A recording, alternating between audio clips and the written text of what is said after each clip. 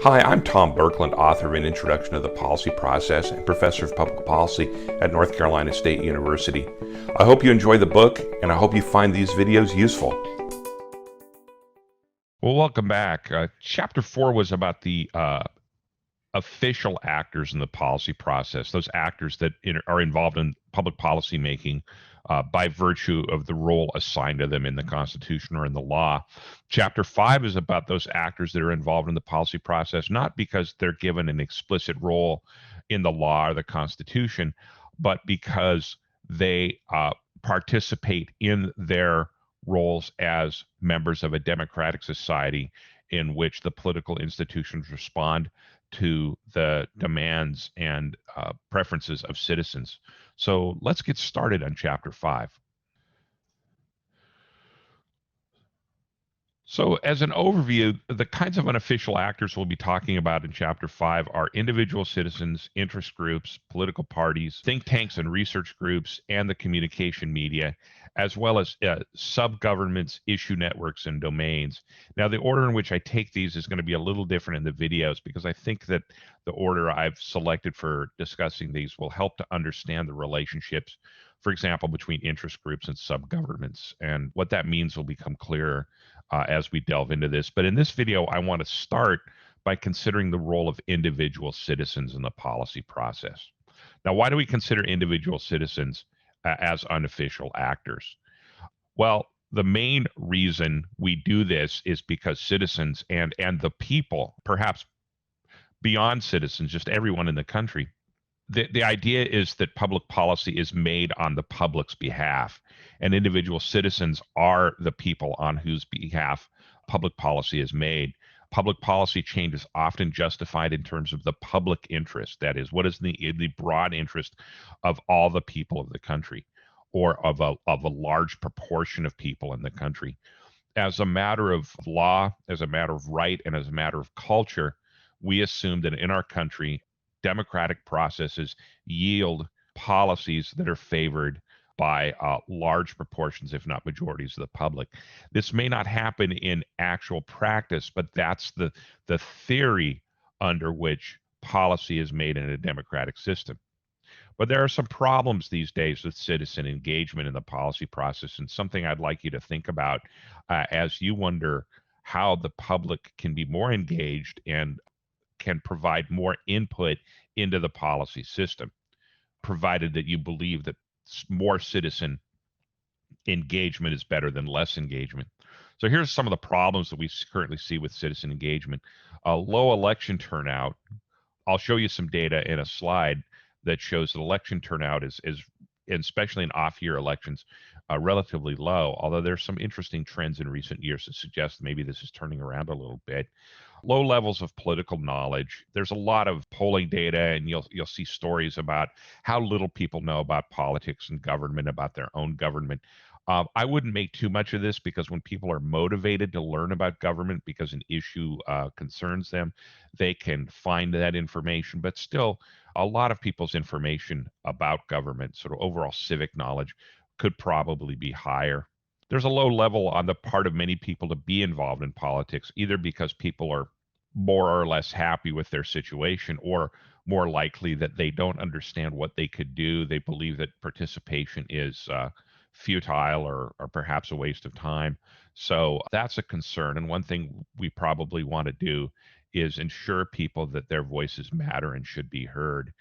And there's low levels of other political activities. So if you ask people, have you ever participated in a rally, or signed a petition, or joined an interest group, the levels of these forms of engagement are pretty low. And young people are traditionally the least engaged. And I bring this up because a lot of people reading my textbook and watching these videos will be young people. And I encourage you to get involved when you can, because the decisions that are made now will affect you for the rest of your life. So being involved, being engaged, being attentive to policy is a good thing to do as a citizen, as an informed citizen in a democracy. But what do citizens want from public policy? And I'm going to paint with a very broad brush in this slide. But let's start by saying what most people want are the most benefits from the government at the least cost. Okay. And that sounds really cynical. And I don't mean for anything on this slide to sound cynical.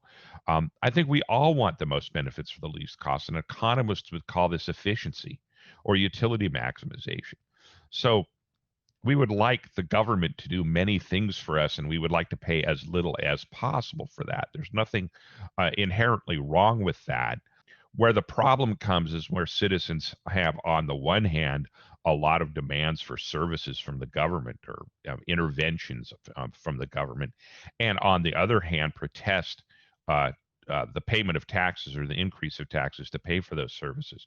You'll see this particularly at the local level. And so, one thing that policymakers and scholars might be able to do is help people understand the relationship between the things that government does and how much they cost.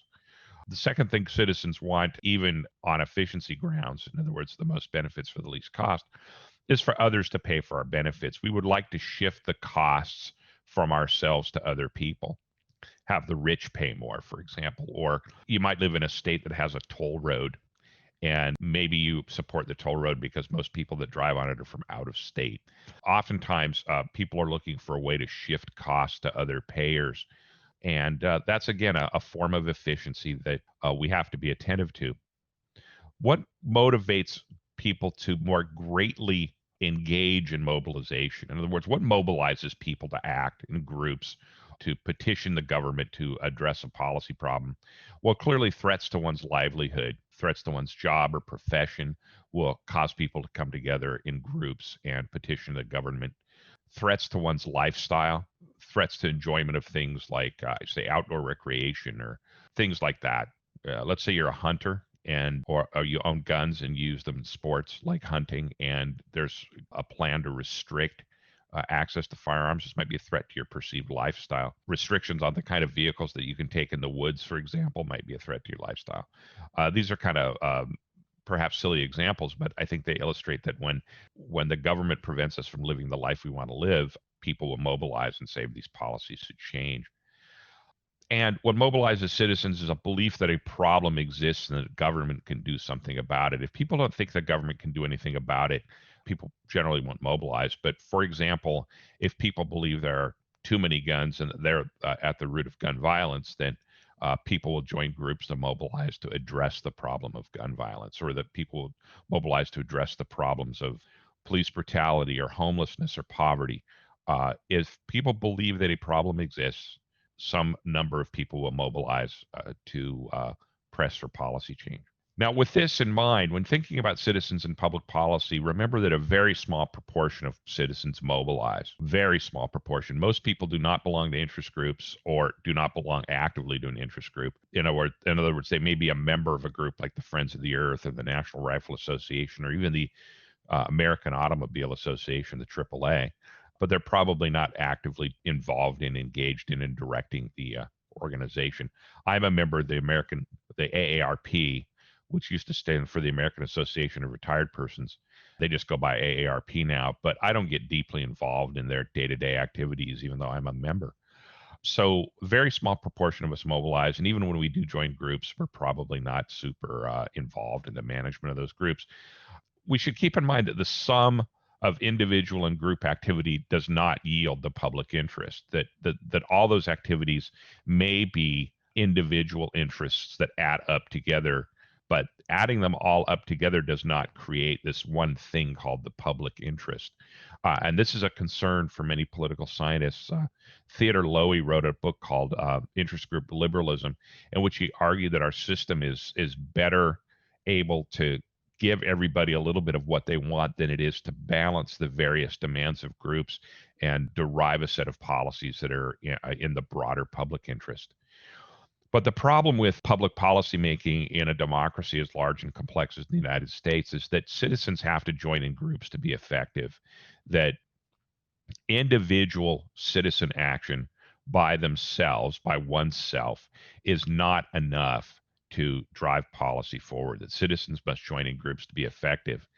Now, voter turnout is low in the United States. It's about 50% turnout historically for presidential elections, and it's consistently lower in state, county, city and town elections. And so one wonders whether or not this low turnout is a reflection of people's discomfort with politics, inattention or indifference to politics, or maybe even their disdain for politics and for democratic governance. It's something that's very concerning normatively to political scientists. In a democracy, more people should vote rather than less, because the more people that vote, the less likely one can make claims about the legitimacy of the government that acts on behalf of those voters. But let's take a look at voting turnout historically from 1900 to 2018. I don't have the 2020 numbers up yet, but in this chart, the bottom black line is midterm elections and the top line is presidential elections. And you can see that presidential turnout has throughout the 60s, from starting in the 60s into the 70s and into the 2000s even, been below 60%. I just read today that I'm recording this on January 2nd, 2021, that it appears that presidential election turnout in the 2020 election hit about 66%, which is the highest number in years. It's highest than it's been in over 100 years, a result perhaps of the Trump administration and the enthusiasm both of Trump supporters and opponents. And you can see a foreshadowing of that in the midterm elections. The midterm elections are those elections where the federal office holders are up for re-election, but the president is not. But look at 2018, that the last number on this chart. It goes up quite a bit to almost 50%, which is a remarkably high number for a midterm election. So there is some reason to believe that people are becoming more engaged in politics, in elections, and one wonders whether this trend will continue through the Biden administration, considering that the temperature of politics in the United States is likely to be turned down a little bit in the next several years. So that's an overview of the role of citizens in the policy process. In the next video, we'll discuss the role of interest groups and their very central and important role in the making of public policy. Thanks for watching this video. As always, I really enjoy hearing from students and teachers about the book and about public policy. Feel free to reach out to me at tom@tomberkland.com or visit my website, tomberkland.com. Thanks again for watching.